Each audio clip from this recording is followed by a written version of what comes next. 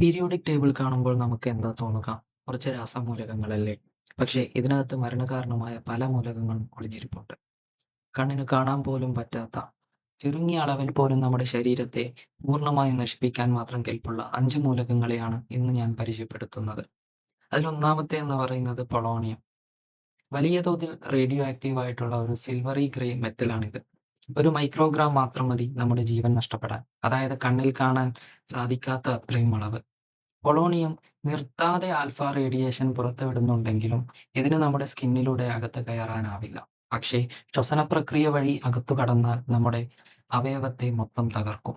2006-ൽ Russian intelligent Alexander ലിറ്റ്വിനെൻകോ ഇങ്ങനെയാണ് കൊല ചെയ്യപ്പെട്ടത്. രണ്ടാമത്തേത് മെർക്കുറി.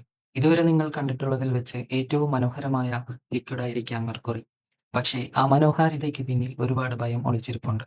മെർക്കുറി വാതകം ശ്വസിച്ചാൽ ഓർമ്മക്കുറവ്, തിമിരം, നെർവസ് സിസ്റ്റം തകരാറിലാവുകയും ചെയ്യാം. മാൻഹാറ്റൻ എന്നറിയപ്പെടുന്ന ന്യൂറോളജിക്കൽ ഡിസോർഡർ മെർക്കുറി പോയ്സണിങ്ങിലൂടെയാണ് ഉണ്ടാകുന്നത്.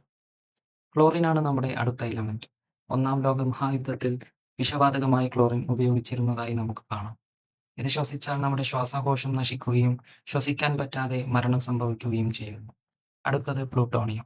വളരെ വലിയ തോതിൽ റേഡിയോ ആക്റ്റീവായ ഒരു മെറ്റലാണ് പ്ലൂട്ടോണിയം.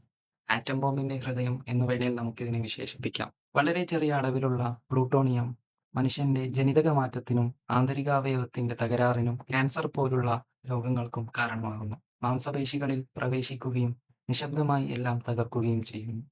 അഞ്ചാമത്തേത് ആർസനിക്. പോയിസൺ രാജാവെന്നാണ് ഇതറിയപ്പെടുന്നത്.